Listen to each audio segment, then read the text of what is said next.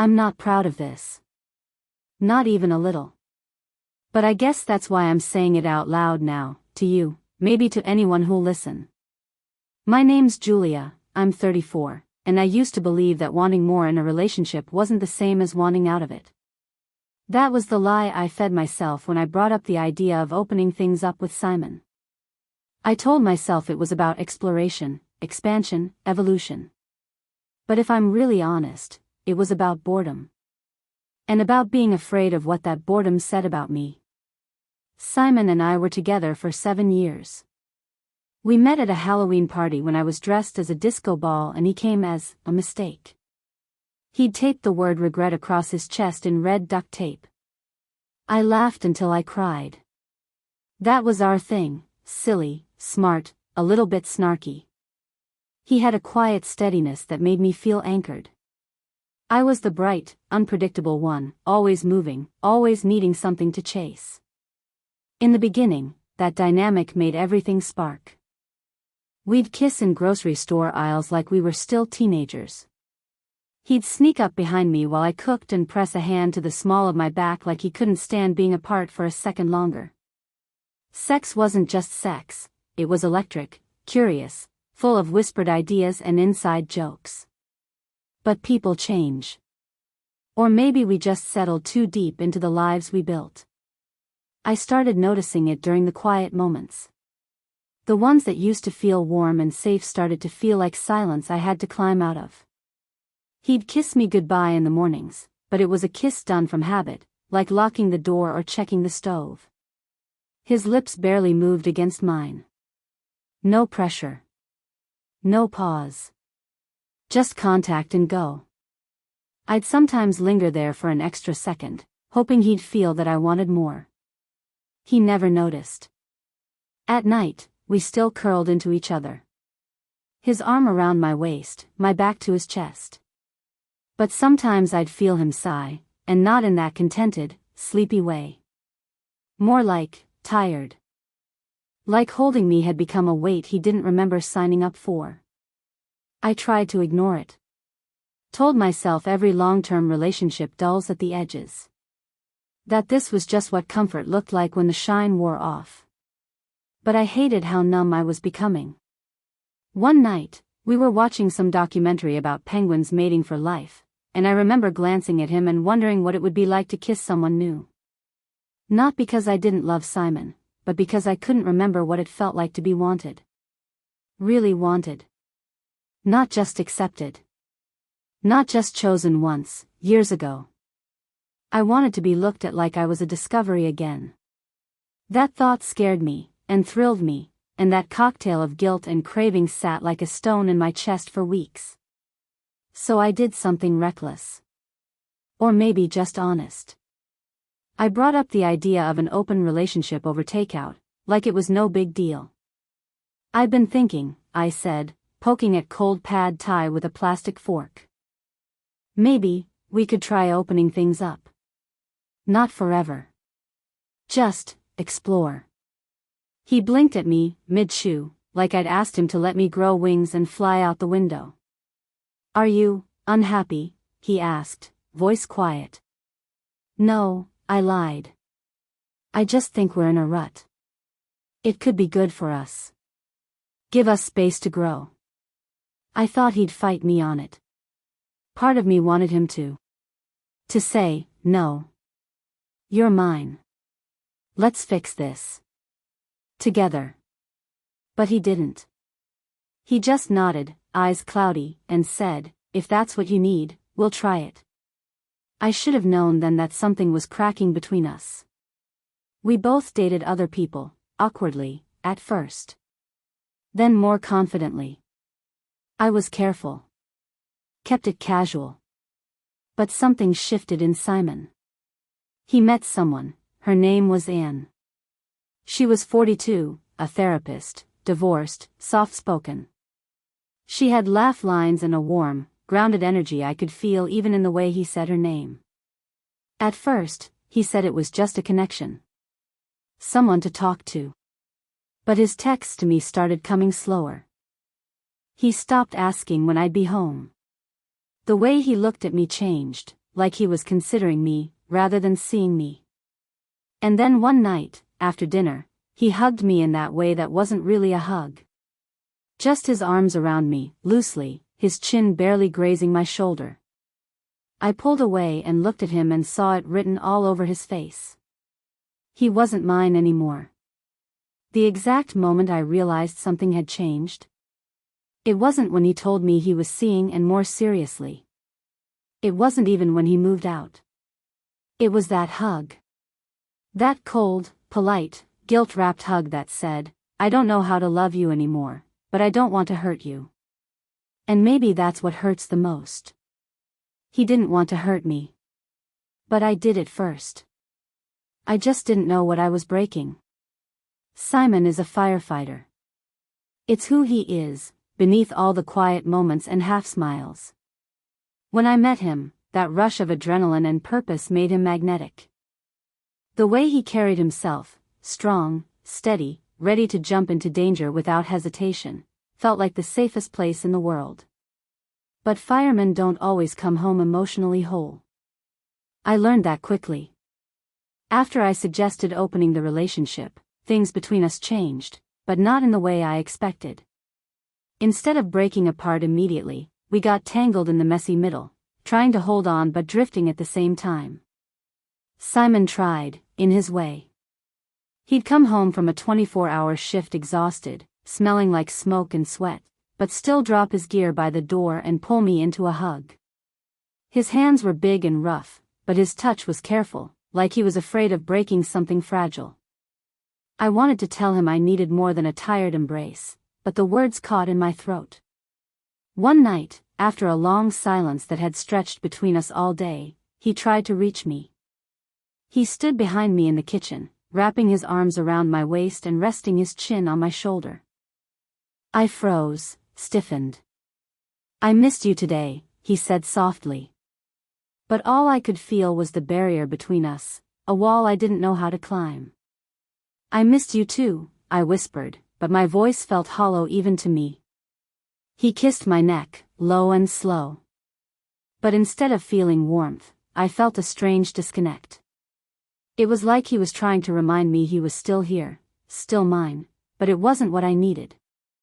I needed him to see me, not just touch me. I wanted to tell him I was lonely in a way that no hug or kiss could fix. But Simon's world is action and doing, he's a man of motion, and my stillness sometimes felt like a problem he couldn't solve. He's used to rushing into burning buildings and pulling people out, but he didn't know how to navigate the quiet fire burning inside me. One afternoon, I sat on the couch, curled in a blanket, scrolling through my phone when Simon came home early. I thought maybe he was trying to surprise me. He plopped down next to me, grabbed my hand, and squeezed it hard. I flinched. "Hey," he said, "you okay?" "I'm fine," I said, pulling my hand away gently. He frowned, like I'd just denied him air. We sat there in silence, the tension thick between us. Finally, I tried to explain, "I don't know how to say this. I feel like we're close but not really close, you know?" Simon looked at me, eyes searching. "I touch you, but it's like I'm touching a ghost." He blinked, confused. "I'm here, Jules. I know. But I don't feel seen. It's like we're stuck in this routine, and no one's really looking at each other anymore." He ran a hand through his hair, frustrated. "I'm trying. I don't know what else to do." That's when I realized how different we were, how his way of showing love was physical, while I was starving for emotional connection first. Simon needed to fix things with his hands. I needed to talk, to be heard. But we kept missing each other, like two ships passing in a fog. There were nights when he'd reach for me, and I'd pull away because I wasn't ready, because my heart was full of words I couldn't say. And there were mornings when I'd wake up next to him, feeling the space grow between us like a slow crack in the foundation of a house. I wanted to tell him about the loneliness, about how his touch felt like a polite reminder rather than a spark. But how do you say that without hurting the person who's trying? One evening, after a quiet dinner, Simon stood up and kissed my forehead, soft and deliberate. "I want to be better for you," he said. I nodded, swallowing the lump in my throat. "I want that too," I said. But we both knew it wasn't enough. Not yet. Because love, I was learning, wasn't just about holding on. Sometimes it meant reaching deeper, and that scared both of us more than anything else. The night Simon came home late, tired but still trying, I felt the familiar tug of something I didn't know how to name. He had been quiet all evening, sitting next to me on the couch, watching a show I barely cared about. When it ended, he reached over and gently brushed a strand of hair behind my ear. "Come to bed," he said softly. I nodded, but inside, a knot twisted tighter. We moved to the bedroom, and he pulled me close, as he always did. But this time, when his hands found my waist and his lips traced mine, I flinched ever so slightly, the way you do when a hug feels too tight or a word feels too sharp. He noticed the hesitation and pulled back just enough to look at me. "Julia?" His voice was careful, hesitant. "I'm fine," I lied again. But my heart was spinning in a silent panic. I wanted to want this, to melt into his touch like I used to. I wanted to feel the warmth behind his kisses, the promise that we still mattered to each other. Instead, all I felt was numbness. When he slid his hand to the small of my back and gave a soft squeeze, I tensed, pulling away just a little, trying to create space without saying why. Later, as he reached to give me that familiar playful smack on the butt, a gesture we'd shared when things felt easy and light, I stiffened and turned my face away, hoping he wouldn't notice. He did. "Hey," he said quietly, stopping his hand midair. "What's wrong?" Nothing was wrong, I told myself. It was just me. But I couldn't make him understand the silent battle inside me. Why did every touch feel like a question I wasn't ready to answer? Why did every kiss feel like a test I was failing? When he tried to pull me into a deeper embrace, I stepped back, feeling a pang of guilt sharper than any physical ache. "I'm sorry," I whispered, even though I wasn't sure what I was sorry for. Simon looked crushed, like I'd shut a door he'd been knocking on for months. I wished I could explain that it wasn't that I didn't want him, it was that I was lost somewhere inside myself, unable to find the words or the feelings he needed. After he turned off the lights and lay beside me, I stared at the ceiling, heart pounding in the dark. Why does everything have to turn into sex? I thought bitterly. I wanted his touch to mean more than that, to mean connection, safety, love. But instead, it felt like pressure. Like a reminder that we were slipping further apart. And that scared me more than anything. It started as a quiet evening. Simon cooked dinner, something simple, pasta and garlic bread, the way he used to when we were still figuring each other out. I set the table, trying to act normal, but my chest felt tight, like I was carrying a storm inside me. We sat down, plates steaming between us. He smiled, but it didn't reach his eyes, and I felt the weight of that smile settle heavy on my skin. I wanted to reach for him, to touch his hand or press my palm to his cheek like I used to, but I held back. The walls between us had grown so tall, I wasn't sure if I could climb over them anymore. "So," he said, voice gentle but strained, "how are you feeling about everything?" "About us?" I took a breath, my fingers tightening around the fork. I wanted to be honest, but words tangled up in my throat. "I don't know," I said finally. "I feel lost. Like I don't even recognize us anymore." Simon's brow furrowed. "You asked for this, Julia. You wanted to open things up." His words hit me like a slap. I looked up, eyes burning. "I asked for it because I was bored," I said, voice trembling. "Because I thought maybe it would wake us up. But now? Now you're gone. You left me for someone older and happier. Someone who makes you feel alive in ways I don't anymore." The words spilled out faster than I could stop them. I thought if I opened the door, we'd find each other again. But I was wrong. I was so wrong. Simon sat frozen, the fork halfway to his mouth. His face was unreadable for a moment, then his eyes darkened. "That's not fair," he said quietly. "I didn't leave you because I was happier with someone else. I left because you pushed me away. You weren't here." I swallowed hard, tears spilling down before I could stop them. I wasn't there because I didn't know how to be. I didn't know how to tell you I needed more than just touch. That I needed you to see me. He looked away, jaw tight. I thought, maybe if I asked for this, I gestured between us, I could fix what was broken. But it just broke us more. Simon's voice was low, rough with emotion. "I loved you, Julia. I still do. But love isn't enough when we don't understand each other." The room felt heavy, like the air itself was holding its breath.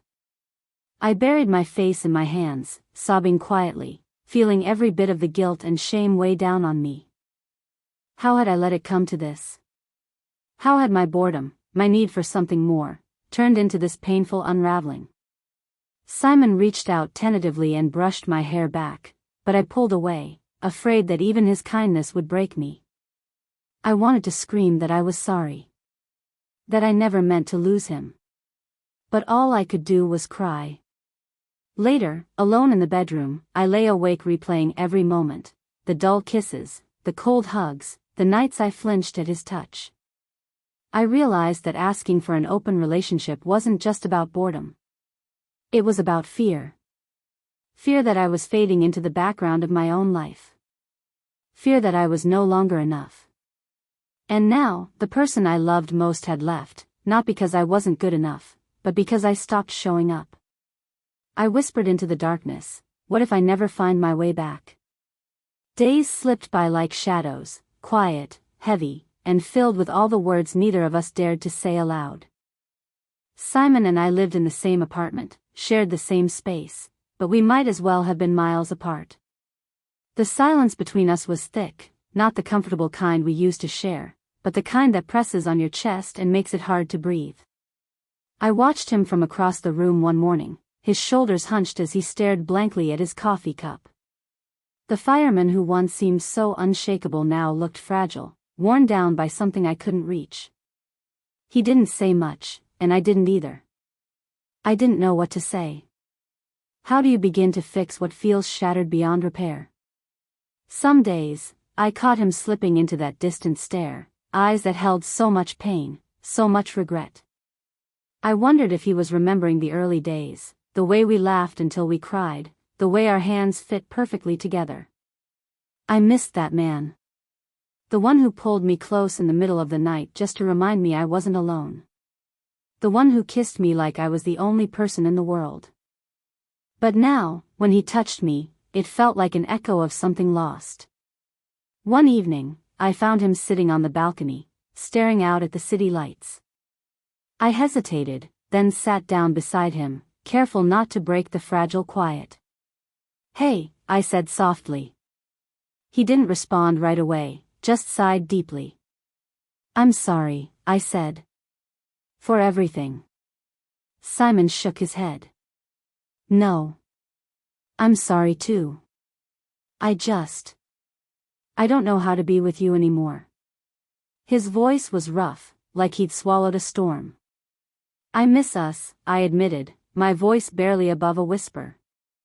He looked at me then, really looked, eyes tired but still holding a flicker of something I recognized. "I miss us too," he said. But missing wasn't enough, was it? I could feel the weight of his sadness, the way it wrapped around him like a second skin. He wasn't the enemy. He was just hurting. And so was I.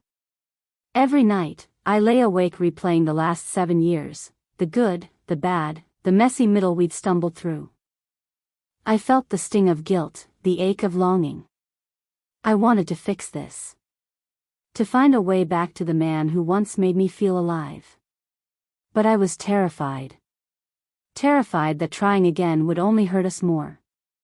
One morning, as I packed a small bag, just in case, I realized I had to decide. Could I open my heart again, risk the pain for the chance of something real? Or was it time to let go and find myself somewhere else? I looked at the empty space on the bed where Simon used to sleep and whispered, I don't know if I'm brave enough. But maybe, just maybe, I had to be. The morning light spilled softly through the curtains, but it couldn't warm the chill that had settled in the apartment. Simon was on the couch, curled up under a blanket, eyes closed but face tense. I sat on the edge of the bed, watching him. This man who once held my world together now seemed like a stranger I barely recognized. We had talked, sort of. I had laid my heart bare the night before, tried to say what I needed in the quiet way I'd always hoped. But the truth was heavier than words. I don't think I'm the same man you fell in love with, Simon had said, voice raw and honest, not angry or bitter, just tired. And maybe you've changed too. I nodded, because I knew it was true. The man who once kissed me with fire had drifted somewhere far away, and no matter how much I wanted to reach him, the distance was a gulf I couldn't cross alone. We weren't enemies. We were two people caught in the aftermath of something we both once believed would last forever. I swallowed the lump in my throat and moved quietly to the couch. Sitting beside him, I hesitated, then rested my head on his shoulder. He didn't move at first, then his hand found mine, fingers tightening just enough to remind me he was still there. The silence stretched between us, not empty, but full of everything we hadn't said. I pressed a gentle kiss to his temple, and for a moment, the years of coldness melted into something fragile and real. I don't know if we can go back, I whispered. But maybe we don't have to. Simon's breath hitched, and he shifted, resting his cheek against my hair.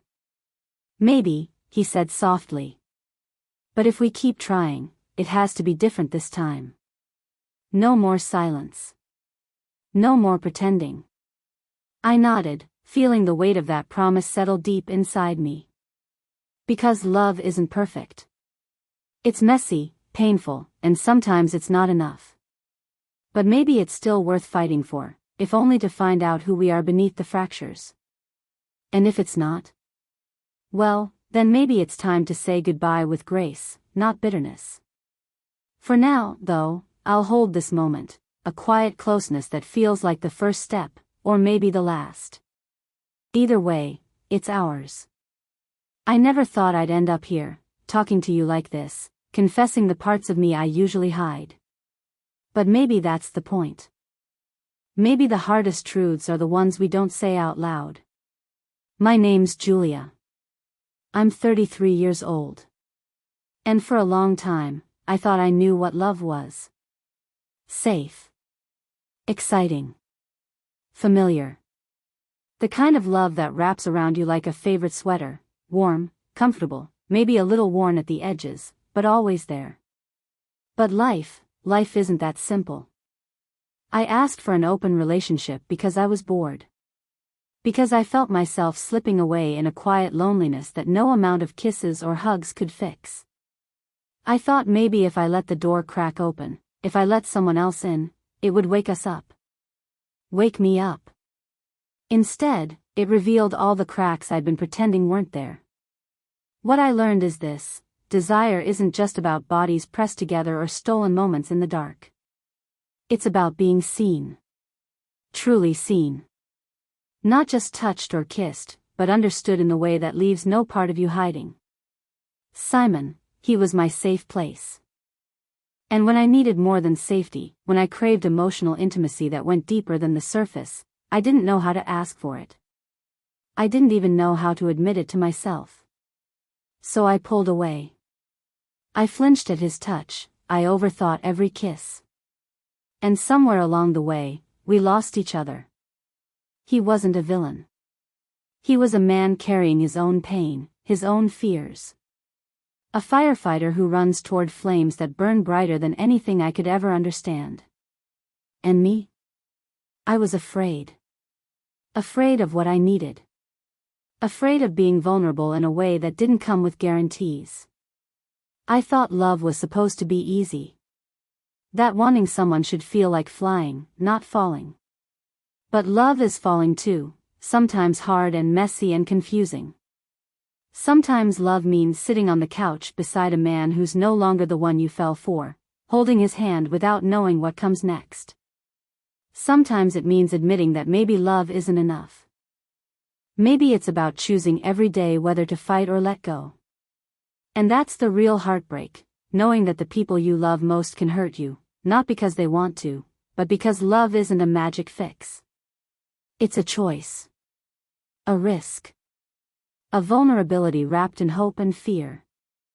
I don't know what happens next for me and Simon. Maybe we find our way back to each other, or maybe we walk separate paths and carry pieces of each other with us. But what I do know is this: I'm learning to be honest, with him, with myself, with the parts of me that want to run away and the parts that want to stay. I'm learning that desire isn't something to be ashamed of, even when it's messy and complicated.